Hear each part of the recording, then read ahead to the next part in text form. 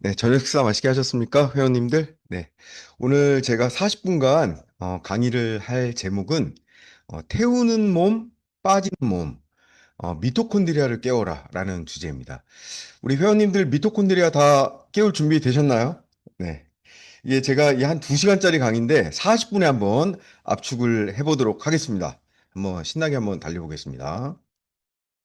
네, 제 소개 간단히 드리자면, 저는 그 KB라이프 재무설계사 24년 차로 있다가 지금은 행복하게 뉴스킨 사업을 부부 사업으로 진행하고 있는 이용민입니다.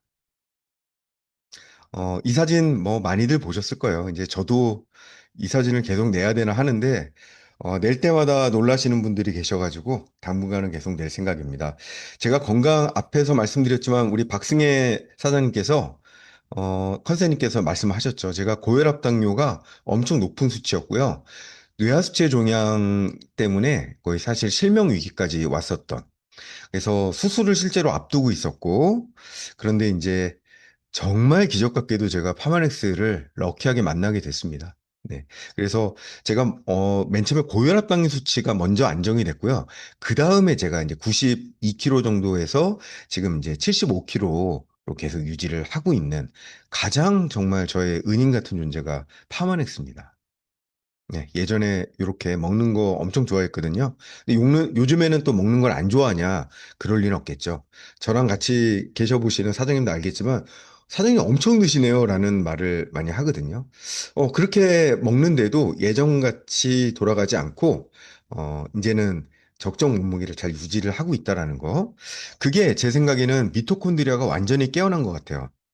요즘 프리즈마이오 제가 이제 들고 다니면서 많은 분들 측정을 해드리고 있는데 제가 프리즈마이오를 이제 제 거를 매일매일 이렇게 측정을 해보거든요. 요즘 계속 제가 이제 999점이 나와요. 이제 더 이상 지금 뚫고 나갈 게 없는 것 같아요. 제가 그런데 6년 동안 TR 라이트부터 시작해서 TR 미를 단 하루도 제가 끊은 적이 없습니다. 이건 정말 저한테 제가 스스로 칭찬할 만 하다고 생각을 해요. 그만큼 제 몸을 아꼈고 사랑했고 그다음에 그 방법을 알기 때문에 제가 자신 있게 회원님들 앞에 설 수 있는 것 같아요. 네. 여러분들 미토콘드리아만 제대로 깨우잖아요. 내 인생이 새로 깨어난다. 이렇게 생각을 하시면 됩니다. 네. 그래서 이렇게 또 바뀌었죠. 네. 사람들은 왜 살이 찔까요? 많이 먹어서 살찔까요? 안 움직여서 살이 찔까요? 네. 그리고 또 어렵게 살을 빼놓으면 왜 또 결국은 다시 요요가 오는 걸까요? 요 두 가지에 대해서 일단 제가 오늘 정확히 좀 짚어드리려고 해요. 왜 살이 찌는지, 왜 도대체 요요가 오는 것인지. 그러면 이렇게 말하죠. 너 덜 먹어. 더 많이 움직여. 그래야지 살 빠져. 이게 우리들의 살을 뺀다라는 것에 대한 기본 공식 아닌가요? 그렇지 않습니까? 주변에 뭔가 살찐 분들이 있으면, 이 두 가지를 안 해가지고 그런 것 같아. 이런 마음이 드시죠. 그런데 우리가 모르는 거 하나가 더 있다라는 거예요. 이 에너지 공장이 노후화되면 이런 것들을 아무리 잘해도 살이 찌는 몸으로 바뀌어버린다는 겁니다. 이게 과연 맞는 말일까요? 이걸 가지고 실험을 한 그 TV 시리즈가 있었어요. The Biggest Loser라 그래가지고 두 가지 중의적 표현이 있어요. 가장 거대한 실패자라는 뜻도 있고 가장 많이 살을 뺀 사람이라는 이 두 가지 중의적인 표현이 다 있죠. 여기에서 그 살을 빼는 방식이 바로 정말 적게 먹고 정말 극도로 많이 움직이게 만드는 거를 해보는 거예요. 그래서 그 오랜 기간 동안에 누가 가장 많은 살을 빼느냐. 그래서 이 그림도 뭐냐면 이 지금 참가자들이 트럭을 끄는 장면이에요. 트럭을 끄는 게 막 미션이에요. 그러니까 재미를 가하기 위해서 이렇게 했겠죠? 30주 동안이 진행이 되고요. 그래서 하루 1,500칼로리로 제한을 하고 7시간 운동을 이제 시키는 거예요. 그래서 뭐 거의 협박에 가까운 그냥 멱살까지 지금 잡혀가지고 좀 막 울고 지금 난리가 났어요. 우리 컨세님들도 우리 회원님들이 이렇게 하시지 않으시죠? 우리 항상 천사 같은 목소리로 이렇게 잘 코치해 주시잖아요. 우리 컨세님들은. 자, 이렇게 뭐 엄마까지 부르면서 나는 다 내가 해냈어. 이렇게 하고 있죠. 그래서 몸무게가 어느, 이거 지금, 이거는 저기 파운드예요. 파운드이기 때문에 어떻게 해석하시면 되면 요게서 곱하기 0.45 하시면 킬로그램이 되거든요. 그러니까 보통 200kg가 넘고 150kg는 기본적으로 넘는 요런 분들이 출전을 해가지고 실제로 어마어마하게 살을 빼죠. 30주 동안 정말 인고의 노력을 다해서 살을 빼는데 자, 이분도 엄청 살을 많이 빼셨죠. 거의 얼마 뺐나요? 한 10kg 정도 빼신 것 같아요. 말이 110kg지 몸에서 110kg이 나간다고 생각을 해보세요. 어마어마한 게 나간 거죠. 그런데 문제는 이 역대 챔피언들의 삶을 다 관찰을 해본 다큐멘터리가 있었어요. 근데 이분들이 몸무게가 한 명을 빼고 모두 원상복귀가 됐다라는 거예요. 이분들 얼마나 매스컴 타고 난리가 났을 거 아니에요. 그러면 자기 책임감을 위해서라도 몸무게 유지를 얼마나 했겠습니까? 그런데 다 원상복구했다라는 거예요. 이게 실제 그래프예요. 30주가 지난 다음에 이렇게 빠졌죠. 이게 6년이 지난 다음에 다 원상복구가 돼버린 거예요. 그럼 이분들이 그 사이에 운동을 안 하고 식단을 게을리했냐? 그게 아니라는 거예요. 그걸 꽤 오래 같이 유지를 했음에도 불구하고 이 요요를 막을 수 없었다라는 게 바로 이 다큐멘터리의 핵심입니다. 왜 이럴까? 여전히 적게 먹고 많이 움직이는 것을 했음에도 불구하고 왜 이런 결과가 났을까? 다 요요가 왔을까? 이게 바로 이분들의 대사량의 변화예요. 실제 이분들 다이어트 하시기 전에 기초 대사량 2600, 2500이었잖아요. 그런데 다이어트를 한 직후의 대사량이 확 줄었죠. 그런데 6년 뒤에 휴식 대사량과 기초 대사량이 마찬가지로 엄청 줄었다는 거예요. 근데 대사 감소 효과가 이게 무슨 말이냐면 몸에서 에너지를 태우는 능력치 자체가 줄어버린 거예요. 몸에서 살만 빠진 게 아니라. 이런 것들을 겪으신 분들이 바로 우리가 아는 연예인분들, 그 주비 모 다이어트 이런 데서 이제 광고비 받고 협찬 받아가지고 쫙 빼고 나서 완전히 요요가 오신 분들 많죠. 그분 중에 이제 유재환 님도 그랬고요. 그래서 이렇게 됐다가 다시 이렇게 원복됐죠. 또 한 분, 이렇게 또, 신동 님도 이렇게 쫙 뺐다가 또 다시 원복되고. 네. 이게 본인의 의지가 부족해서 그런 게 아니라는 거예요. 대사 기관이 무너지게 되면 어쩔 수 없이 소식을 해도 살이 찌는 몸이 된다라는 거죠. 그래서 비만의 정의는요, 몸속에 에너지를 태우는 그 대사 과정이 감소된 상태를 비만이라고 하는 겁니다. 그래서 남은 영양분이 이 우리 몸에 이제 차곡차곡 쌓이게 되는 그런 대사 질환을 바로 비만이라고 하는 거죠. 즉, 많이 먹어서 단순히 살이 찌는 게 아니라는 거예요. 그래서 우리는 이제 그 소비 열량을 알 필요가 있죠. 소비 열량은 우리가 움직이는 운동, 그 다음에 생활 속에서의 라이프 스타일, 그리고 휴식 대사량인 기초 대사량, 요 세 가지로 이제 움직이게 되는 겁니다. 이제 갑작스럽게 우리가 막 운동을 많이 해요. 그래가지고 운동에 대한 열량을 늘려놓잖아요. 그러면은 그 순간 또 살이 빠질 수 있습니다. 라이프 스타일에서 갑자기 음식을 확 줄여요. 그것을 오랫동안 또 지속하면 살이 빠질 수 있다라는 거예요. 그런데 이 두 가지를 갑자기 늘려버리잖아요. 그렇게 하면 기초대사량이 자연스럽게 감소를 하게 됩니다. 이걸 막지 못하면 요요를 막을 수가 없다라는 거예요. 그래서 결국은 요요가 문제입니다. 제가 예전에 이 다이어트를 다 해본 사람이에요. 다 해봤고, 이 다이어트를 했을 때는 대부분 다 체지방을 감량을 했습니다. 그런데 이 다이어트가 끝나자마자 완전히 원상복귀가 다 됐다라는 거죠. 그 이유가 뭘까요? 요즘 다이어트 주사 맞으시려는 분들이 너무 많아요. 정말 주변에서. 그리고 참 이렇게 저희들이 마음이 슬픈 게 이런 거를 이제 맞고 살이 빠지잖아요. 실제로 위고비 마운자로 맞으시면 살이 빠져요. 거의 틀림없이 살이 빠지거든요. 이거 3달 정도 맞으시면. 그 후기들이 엄청나게 막 올린다라는 거예요. 유튜브에. 그런데 그분들의 이제 미래는 모르는 채 지금 당장의 그 현상을 가지고 의사들도 그렇게 홍보를 하고 있더라고요. 특히 내과 의사 선생님들 유튜브에 막 출연해가지고 이 위고비와 마운제라가 굉장히 안전한 약물처럼 얘기를 하면서 그런 부작용을 얘기를 해주지만 그 부작용은 뭐 구토라든지 이런 것들만 얘기를 해주거든요. 그런데 이 두 가지 약물의 진짜 부작용이 뭘까요? 끊으면 반드시 다시 찐다. 이게 진짜 부작용이거든요. 한마디로 이 원리가 GLP-1이라는 그런 우리 몸속에서 나오는 호르몬 물질을 아예 주사시켜 버리는 거예요. 그러면 당장은 우리 몸속의 대사가 활발하게 일어나는 것처럼 보입니다. 인슐린 분비가 더 촉진이 되거든요. 그러면 여러분들 잘 아시겠지만 인슐린 분비를 그런 식으로 과도하게 촉진시켜 놓잖아요. 그러면 반드시 췌장에 문제가 생겨요. 왜 위고비 마운자로가 췌장암을 발생시키는지, 췌장염을 발생시키는지 아세요? 인슐린을 억지로 과도하게 분비하는 약물이기 때문에 그렇습니다. 그래서 당장은 살이 빠져 보이는 거예요. 그런데 고혈압 당뇨약처럼 먹지 않으면, 평생토록 먹지 않으면 다시 반드시 원복으로 돌아갑니다. 왜? 세상에 제약회사들이 얼마나 발전했어요. 그리고 고혈압 당뇨 치료의 역사가 얼마나 깁니까? 그런데 아직도 고혈압 당뇨 완치제를 내놓지 않는 이유에 대해서 혹시 회원님도 생각해 보셨어요?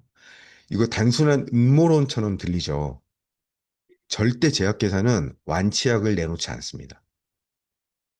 제약회사가 완치약을 내놓는 순간 제약회사는 문을 닫습니다. 그래서 제약회사의 개발은 어떤 식으로 이루어지냐면 이 약물을 지속적으로 투입해야 그런 상태가 유지되도록 하는 돈에 다 집중적으로 개발비를 투입합니다. 완전히 정말 완치할 수 있는 방법은 누가 알고 있냐면요. 파마넥스가 알고 있습니다. 진짜 이 몸을 완치시킬 수 있는 방법. 그런데 제약회사는 거기에는 큰 관심이 없어요. 그러면 제약회사와 병원이 정말 문을 닫아요. 이거 굉장히 슬픈 현실이죠. 그럼 우리들이 제약회사와 이제 병원을 바라보는 시각이 아, 저런 사기꾼들 이렇게 또 생각할 수도 있지만 이게 어쩔 수 없는 현실이라는 거예요, 사실은. 네. 그리고 정말 똑똑한 사람들만 의대를 가시잖아요. 그렇죠?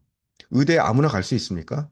입증된 똑똑하신 성실하신 분들만 의대에 가시는데 그분들이 특징이 뭐냐면 본인들이 공부한 것 외에는 모든 것을 배척한다라는 거예요. 그런데 대부분의 그분들이 쓰여진 교과서는 제약회사의 후원을 받아서 쓰여진 교과서라고 보시면 됩니다. 그래서 이런 약물들이 마구마구 지금 퍼지고 있는 거죠. 자, 다이어트 실패할 수밖에 없는 근본적인 첫 번째 이유는 이런 약물들이 세포 회복을 하기는커녕 훨씬 더 세포를 망쳐놓는다라는 거예요. 그래서 에너지 대사가 회복되는 게 아니라 이 세포 자체에서 이 에너지 대사를 하도록 만들어 놓는 것이 아니라 GLP-1을 과다 투여해가지고 인슐린을 또 과다 분비시키고 그걸로 인해서 대사가 잘 되는 것처럼 그래서 그 결과로 살이 빠지는 것처럼 이렇게 보인다는 눈속임입니다, 사실은. 다이어트에 실패할 수밖에 없는 근본적인 이유 두 번째는 그 항상성이에요. 항상성이란 건 뭐냐면 원래 몸은 자기 몸무게를 또 기억하기 때문에 일시적으로 확 빼버리면 다시금 원복시키려는 항상성이 생긴다는 거예요.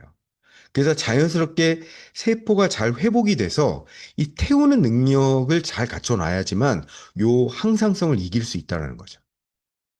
그래서 에너지 대사 과정을 우리가 정확히만 이해할 수 있으면 반드시 체지방을 걷어낼 수 있다는 겁니다. 요요를 막는 가장 근본적인 방법이 우리 몸 자체를 에너지를 잘 태우는 몸으로 바꿔놔야 된다는 겁니다. 그래서 에너지 대사 과정을 다시 한번 살펴보시죠. 우리가 호흡을 하잖아요. 숨을 들이키면 산소가 폐를 통해서 들어오고 그게 혈액 속에 헤모글로빈 위에 얹어져서 우리 온몸으로 전달이 됩니다. 그리고 우리가 식사를 하죠. 그러면은 최종 산물인 포도당으로 변환되고요. 또 지방산으로 변환됩니다. 이것이 또 혈액을 타고 온몸으로 퍼져서 결국에는 세포 안에 들어있는 미토콘드리아에서 이 산소와 포도당과 지방산이 만나게 됩니다. 그래서 어떤 물질을 만들어내냐면 ATP라고 하는 에너지를 만들어내요. 실질적으로 이 ATP라는 에너지에 대해서 제가 좀 다시 한번 설명을 드릴게요. 그런데 사실 여기 활성산소라고 보이시죠? 이 활성산소도 드릴 말씀이 너무 많아요. 왜냐면 우리의 대사를 직접적으로 이 활성산소가 굉장히 파괴를 하거든요. 근데 이것은 제가 다음번에 좀 자세하게 다시 한번 기회가 있으면 강의를 드리도록 하겠습니다. 어쨌든 오늘 다시 한번 미토콘드리아로 들어와서요. 이 ATP 합성 과정을 좀 말씀을 드릴게요. 이거 좀 어려운 얘기일 수 있지만 이 과정에 대해서 정확하게 이해를 하시면 내 몸을 다시 한번 자세히 들여다볼 수 있는 그런 좋은 계기가 되실 거예요. ATP를 만들어내는 이 미토콘드리아는 한 세포 안에 무려 평균 1000개가 들어있습니다. 그리고 근육세포나 간세포, 심장세포 같은 경우에는요, 무려 세포 하나당 이 미토콘드리아가 8000개까지 들어있어요. 그러니까 우리 몸이 대략 30조개라고 하잖아요. 연구 결과마다 조금씩은 다르지만 30조개라고 쳤었을 때 우리 몸속에 있는 미토콘드리아의 개수가 총 몇 개일까요? 평균 30경개가 들어있어요. 그래서 지금 이 시간에 모인 3.3 헬시 회원님들 몸속에 무려 이런 미토콘드리아가 30경개 정도 들어있다라는 거예요. 그런데 문제는 이 미토콘드리아의 개수와 미토콘드리아의 성능이 사람마다 천차만별 다르다는 거예요. 이게 바로 이 사람의 어, 건강을 나타내는 바로미터가 됩니다. 이 미토콘드리아의 개수와 효용감. 어쨌든 이 미토콘드리아에서 ATP를 만들어내거든요. 이 ATP가 바로 우리 몸속에 있는 미세 전류 있죠. 갈바닉 전류. 미세 전류를 만드는 배터리 같은 물질이에요. 그래서 ATP가 뭐의 약자냐면 아데노신 트라이 포스페이트의 약자입니다. 즉 아데노신 3인산, 세 개의 인산이 아데노신과 결합된 상태예요. 그러면서 이게 하나씩 인산기가 떨어져 나오면서 미세한 전류를 발생시키는 거예요. 그것을 지금도 실시간으로 하고 있습니다. 반대로 얘기해 볼까요? 이 과정이 한순간이나 끊어지면 우리는 바로 그 자리에서 목숨을 잃습니다. 쇼크사 할 수 있어요. 이런 과정이 떨어져 버리면. 너무너무 중요하고 너무너무 감사한 거예요. 우리들이 신경 쓰지 않아도 우리 몸은 우리를 위해서 이렇게 에너지를 실시간으로 정말 적당히 잘 생산해 주고 있는 거예요. 그런데 이제 우리가 몸 관리를 잘못하면 이런 기능들이 떨어진다라는 거죠. 잘못된 음식을 먹고 또 이제 나이가 들어가면서 그냥 나이 탓만 하고 있고 이것을 다시 깨워낼 생각을 하지 못했을 때 이 기능이 부족해지잖아요. 그러면 활성산소가 엄청나게 많이 발생을 하게 됩니다. 즉 활성산소의 양은 이 미토콘드리아의 성능과 개수와 매우 정확하게 일치해요. 반비례한다라는 거예요. 이게 적을수록 활성산소는 늘어간다. 이렇게 생각하시면 됩니다. 자, 우리가 지금 알고 있는 에이즈락의 근간은 정확히 에피제네틱, 즉 후성 유전학입니다. 우리가 타고난 몸은 어떻게 할 수 없어도 그 이후에 우리가 컨트롤할 수 있는 변질되지 않는 유전학에 관련된 것, 이게 바로 후성 유전학입니다. 그래서 후성 유전학은 다분히 우리의 노력으로 고칠 수 있는 부분이에요. 근데 원리를 잘 알고 노력해야 되는 거죠. 헛된 노력을 잘못하면 오히려 이 후성 유전학을 망쳐버릴 수도 있다는 겁니다. 우리 유전자는 매일 매순간 때가 끼고 파괴되죠. 그래서 유전자가 변형되기 시작하는 거예요. 그런데 이 때가 끼고 파괴되는 거는 크게 두 가지예요. 첫 번째는 활성산소. 두 번째는 바로 이제 제가 뒤에 말씀드릴 메틸기라는 물질 때문에 그렇습니다.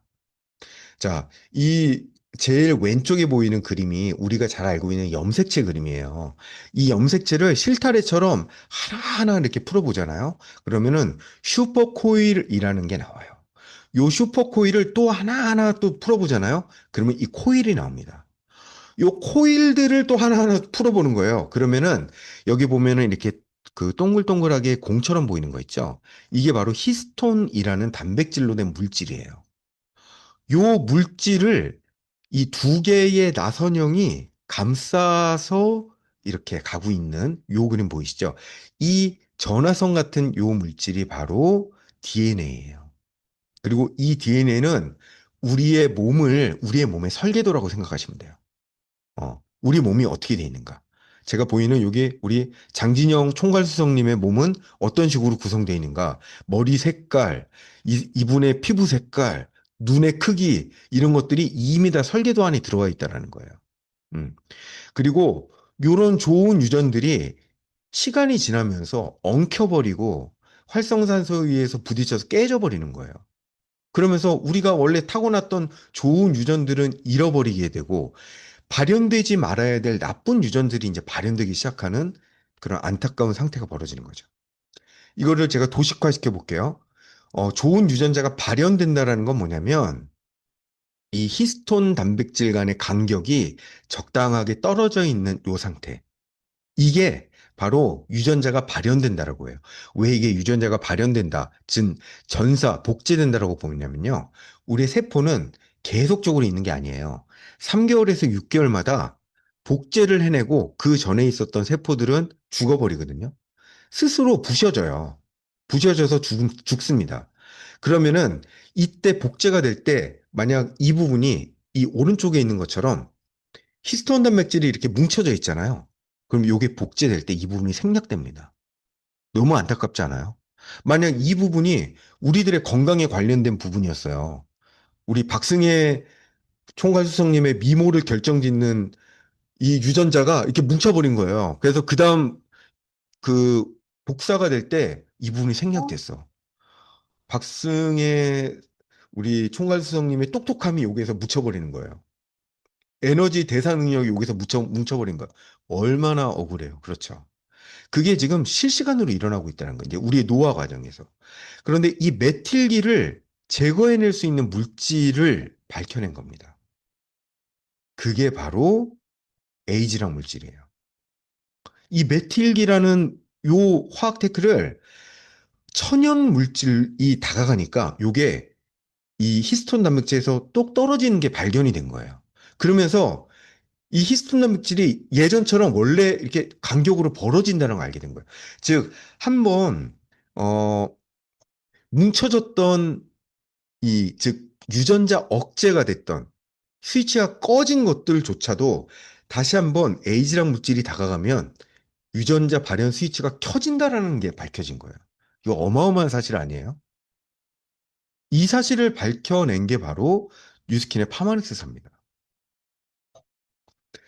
그래서 이제 미토콘드리아의 이러한 것들에 대한 성능을 높여주는 기술이 바로 에이지락 성분이죠.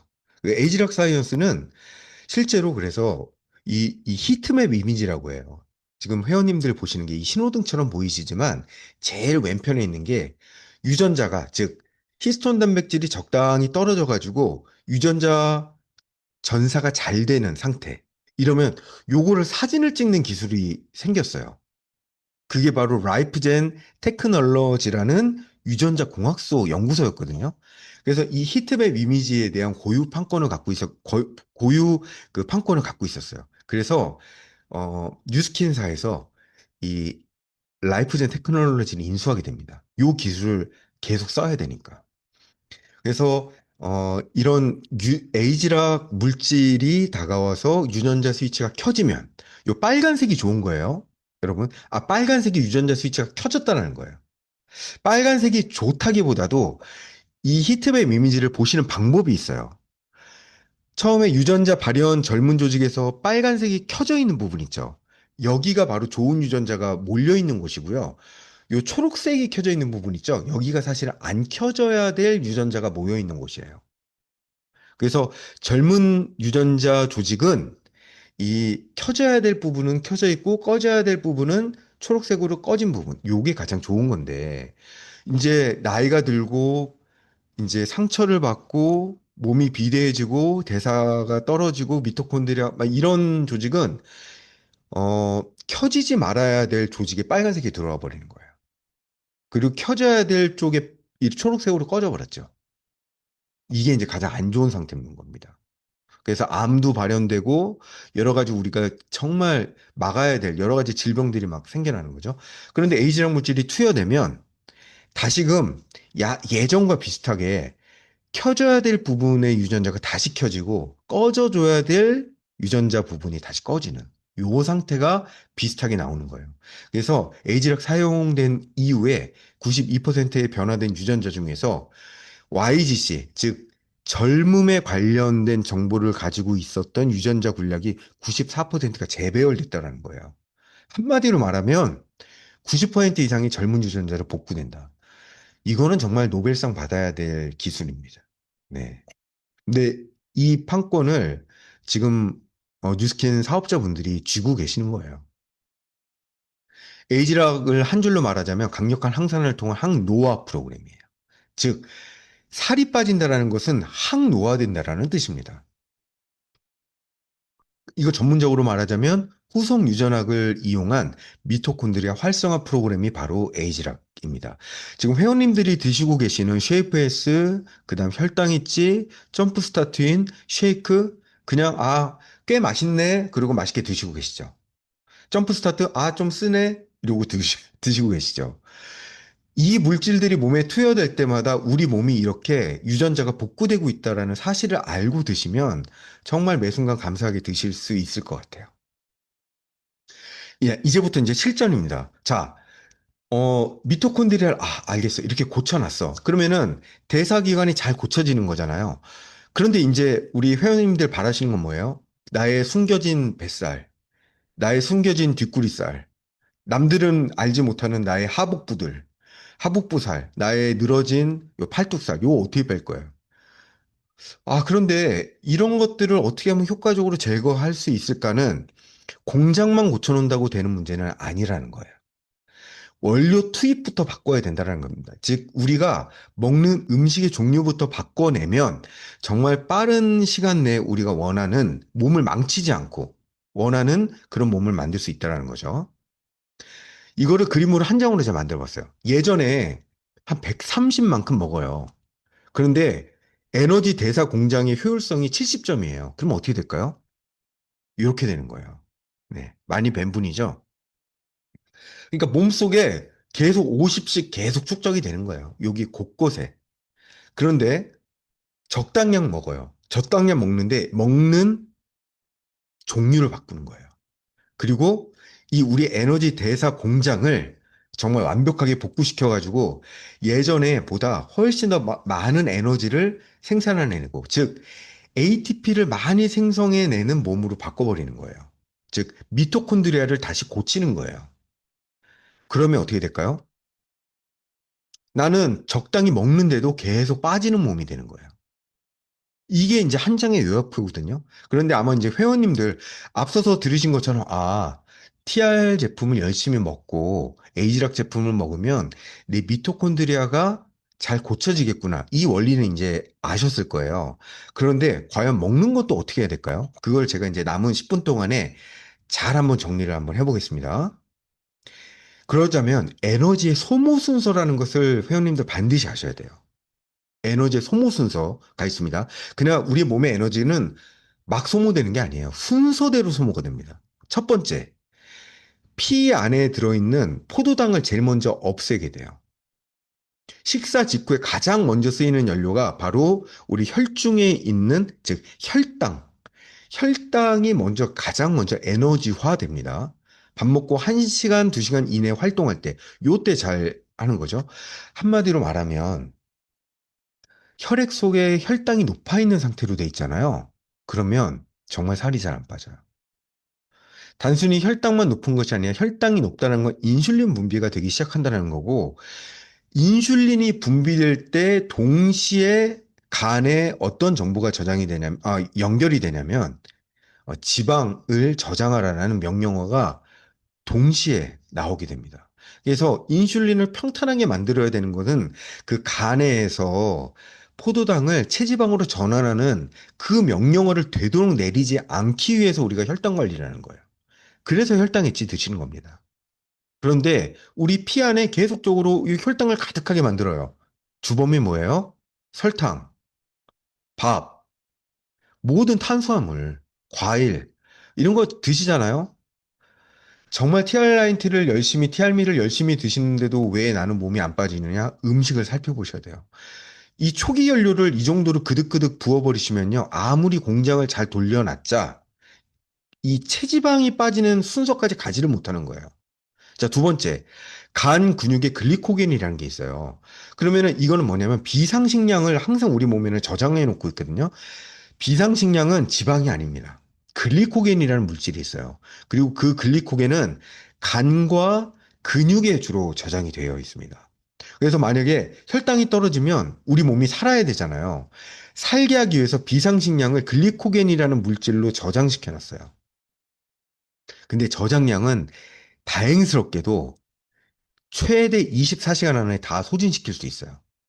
한마디로 혈당과 간과 근육에 있는 글리코겐을 없애지 않고서는 체지방까지는 오지도 않아요, 순서가. 그 다음번에 우리 몸에 있는 체지방, 지방 분해가 일어나기 시작한다는 겁니다. 즉, 미토콘드리아는 두 가지의 원료를 써요. 앞서 말씀드렸던 것처럼 포도당이 있으면 무조건 포도당 먼저 씁니다. 포도당과 지방산이 같이 들어오잖아요? 절대 지방산 먼저 안 써요. 여러분들 왜 그런지 아세요? 포도당은 몸속에 들어오기가 힘들어서 그렇지, 즉, 인슐린의 도움 없이는 세포 안으로 들어오질 못하잖아요.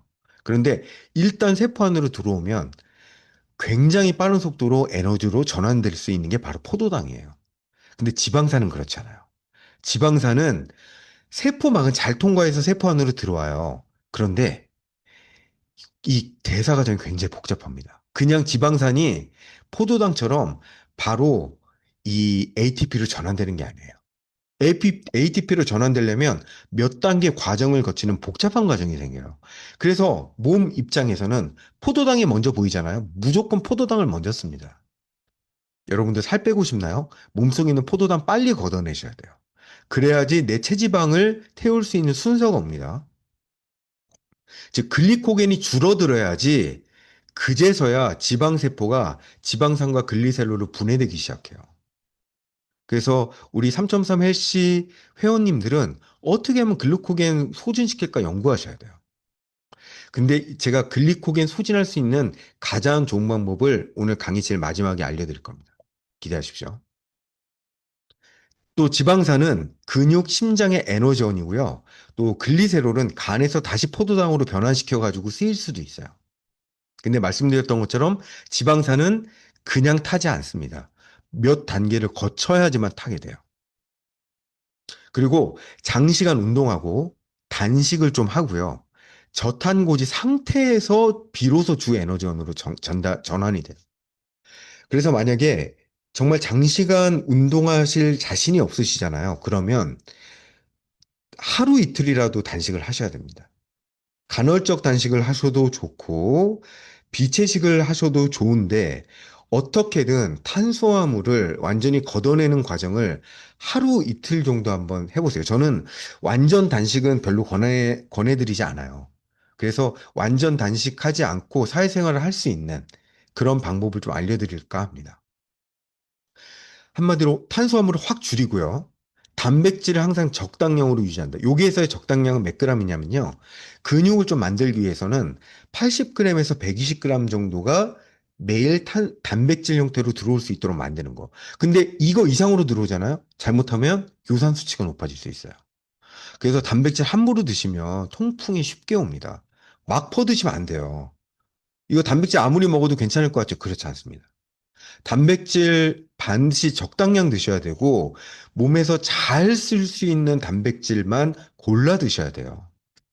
왜 많은 연예인들이 운동하다가 통풍이 오겠습니까? 그리고 중요한 거는 순수지방, 올리브 오일, 그 다음에 요즘 MTC 오일도 굉장히 유행하고 있죠. 그 다음 순수치즈, 완전히 당을 제거한 요거트, 견과류, 돼지고기. 이런 것들을 많이 드셔야 됩니다. 오히려 이런 것들이 몸에 살을 빼는 과정을 만들어냅니다. 자, 그래서 오늘 제가 키토제닉, 즉, 케톤이 발생되는 저탄고지 다이어트에 대한 식단을 말씀드릴 거예요. 지금 다들 TR 관련 제품들을 드시고 계시기 때문에 이 미토콘드리아가 잘 지금 이제 치료가 되고 있을 거예요. 공장이 잘 지금 고쳐지고 있을 거란 말이에요. 이럴 때 이제 원료의 종류도 좀 바꿔주시면 굉장히 도움이 됩니다. 자, 탄수화물을 극도로 줄이는 거예요. 한 20에서 50g 이하로 줄이셔야 돼요. 그리고 우리 몸의 주요 에너지원을 지방으로 바꾸시는 과정을 이 키토제닉. 키토가 뭐냐면 우리 키토 김밥 많이 들어보셨죠? 키토 김밥. 이 키토 김밥이 뭐냐면요. 달걀 들어있는 김밥이 키토 김밥이 아니에요. 이 키토제닉 김밥의 약자예요. 이 케톤, 우리는 이제 이걸 케톤이라고도 하는데 이 케톤이 뭐냐면 우리가 지방산을 분해하려면 최종적으로 이 지방산이 케톤이란 물질로 바뀌어야 돼요. 그래서 이 케톤이란 물질이 바로 ATP로 전환되는 거예요. 포도당은 바로 ATP로 전환된다고 말씀드렸죠? 지방산은 여러 과정을 거쳐서 케톤이라는 물질로 돼야지만 ATP로 전환되는 겁니다. 그래서 몸속에 지방이 막 타기 시작하잖아요. 그러면은 케톤이란 물질이 몸속에 되게 많아져요. 즉 탄수화물 줄이고 지방을 늘려서 포도당 모드에서 지방 연소 모드를 바꾸는 식단이 바로 키토제닉 식단입니다. 체중이 왜 빠지냐면 핵심 원리 세 가지 빨리 말씀드릴게요. 첫 번째, 인슐린 자체가 확 낮아져요. 그래서 지방 저장을 안 하는 몸으로 바꾸는 겁니다. 오히려 그래서 위고비와 마운자라고 반대로 가는 거예요.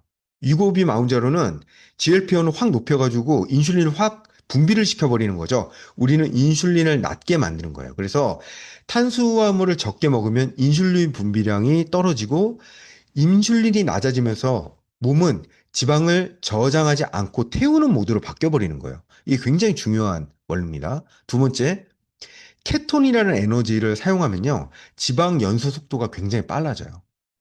즉, 우리가 그런 순수 지방을 먹고 지방산을 이 미토콘드리아에서 이렇게 ATP로 전환하는 능력이 생기잖아요. 그러면 우리 몸 속에 있는 것도 지방산을 끌어올리는 능력이 생깁니다. 굉장히 중요한 한 말씀 드릴게요. 우리가 탄수화물을 많이 먹어왔잖아요. 그러면 우리 미토콘드리아는 지방산을 케톤으로 변환시키는 능력을 소실하게 돼요. 너무 무섭지 않아요? 그러니까 한마디로 죽어라 살이 안 빠져요. 그거를 그 미토콘드리아 대사 증후군이라고 하거든요. 미토콘드리아를 이걸 살려놓는 게 에이즈락이에요. 그러니까 기껏 살려놨으면 이 에이즈락으로 잘 살려놨으면 이 미토콘드리아를 잘 사용해야 된다는 거예요. 세 번째는 요 과정만으로도 렙틴이 굉장히 개선이 돼요. 그리고 혈당, 아마 이거 연소혈당계 재고 키토제닉 식단 딱 열흘 만에 보세요. 정말 놀랍게 안정된 혈당 상태를 경험하실 수가 있을 겁니다. 그럼 뭘 먹는 식단이냐? 먹어야 되는 건 이런 것들이에요. 고기, 생선, 달걀, 아보카도, 올리브오일, 버터, MCT, 견과류, 순수 치즈, 가공 치즈 말고 순수 치료, 잎채소, 오이, 브로콜리, 그다음 야채. 저탄 야채 뭔지 아시죠? 달지 않은 야채. 토마토 같은 거. 그다음에 여기에 진짜 빠졌지만 이 안에 이제 그 두부가 들어갑니다. 두부 들어가니까 두부 많이 드시고요. 그다음에 티알미 쉐이크 너무 끝내주는 거죠. 티알미 쉐이크. 우리가 꼭 먹어야 되는 식단 중에 하나입니다. 근데 이때 반드시 우리가 지금 퀵바디 다이어트 많이 하시잖아요. 이때 요것만 피해도 열흘간 진짜 드라마틱한 몸을 만드실 수 있어요. 밥, 빵, 면, 떡 너무 유명하죠. 근데 과일 다 끊으셔야 돼요. 과일 끊읍시다. 열흘만. 네. 평생 끊는 거 아니고 열흘만 한번 끊어보세요. 감자, 고구마 끊으셔야 돼요. 퀵바디 다이어트에 고구마 들어있으면 살 안 빠지는 다이어트가 됩니다. 옥수수 물론 끊으셔야 돼요. 설탕, 과자, 초콜릿 다 끊으셔야 되는 건 뭐 당연하고요. 그런데 100% 초콜릿이 나왔어요, 요즘. 100% 초콜릿은 드시는 게 오히려 유리합니다. 그리고 주스, 탄산, 그다음 요거트 중에서 대부분의 요거트가 사실은 무가당 요거트라고 해도 당이 있어요. 그래서 그릭 요거트도 이때는 피하시는 게 좋습니다. 근데 정말 요거트를 드시고 싶으면 요즘 아예 유당까지 제거한 요거트도 이제 개발이 됐어요. 그래서 그런 거 찾아 드시면 됩니다. 요거트를 꼭 드시고 싶으면. 근데 우유는 정말 살찌는 음식이에요. 우유는 절대 쉐이크에도 타 드시지 마십시오. 장점은 체지방 속도, 매우 속도, 네, 요런 거. 예, 이제 시간이 다 돼서 이제 빨리 갑니다. 단점 주의사항. 초기에 키토플루라는 게 생길 수 있어요. 두통, 무기력, 갈증이 올 수 있어요. 요게 한 2, 3일 지속된다? 나 진짜 살 빠지겠구나. 이거 그냥 하시면 돼요. 그래서 만약 회원님들 중에서 저 두통 있어요. 이러면 진짜 좀만 참으세요. 살 빠지시겠네요. 대신 나트륨을 꼭 드셔야 됩니다. 이럴 때. 이때 나트륨 안 드시면 저나트륨 혈증 때문에 살이 더 안 빠집니다. 나트륨, 칼륨, 마그네슘 부족에 주의하셔야 되고 탄수화물을 조금만 많이 먹어도 케톤은 금방 깨져버려요. 몸을 애써 케톤을 만들었는데 이 공식이 금방 깨집니다. 장기간은 이건 하시면 안 돼요. 네. 그래서 요건 이 키토제닉 식단은 열흘 이내로 하실 것. 큐바디 하실 때 가장 좋습니다.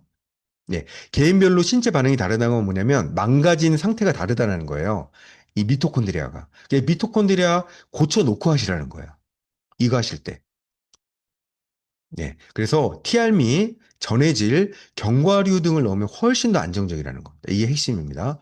자, 그냥 제가 100칼로리 열흘짜리 키토제닉 식단 제가 김치 80g 버전이라고 해놨는데 아마 여기에 대한 좀 논란들이 좀 있었어요. 아직도 그런데 이제 저희들이 소수가 좀 시작을 했거든요. 김치 때문에 이렇게 살이 너무 잘 빠지는지 몰랐대요. 한번 일단 알려드려 볼게요. 따라 하시든지 아니시든지는 회원님께서 결정하시면 됩니다.